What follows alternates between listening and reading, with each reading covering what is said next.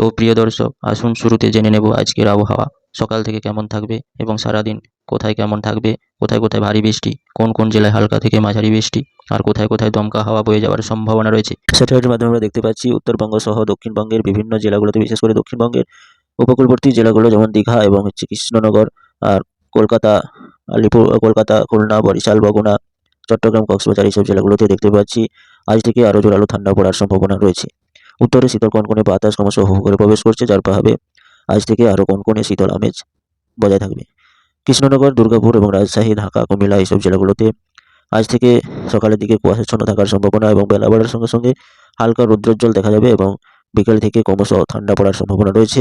উত্তরবঙ্গের চিত্রটি দেখতে পাচ্ছি গ্যাংটক, শিলিগুড়ি, আলিপুরদুয়ার এবং দার্জিলিং, কালিম্পং এইসব জেলাগুলোতে প্রচণ্ড ঠান্ডা পড়ার একটা সতর্ক বার্তা রয়েছে আবহাওয়া দপ্তর সূত্রে। আবহাওয়া দপ্তর সূত্রে আরও জানাচ্ছে, উত্তরবঙ্গের দার্জিলিং এবং কালিম্পংয়ে তুষারপাত এবং 0 ডিগ্রি টেম্পারেচার হওয়ার সম্ভাবনা রয়েছে। দার্জিলিংয়ের পরে আমাদের উত্তর দিনাজপুর, দক্ষিণ দিনাজপুর, রাংপুর, জয়পুরহাট এইসব জেলাগুলোতে দেখতে পাচ্ছি আজ থেকে আগামী কয়েকদিন ধরে তীব্র থেকে তীব্রতর ঠান্ডা পড়ার একটা হুঁশিয়ারি রয়েছে আবহাওয়া দপ্তর সূত্রে।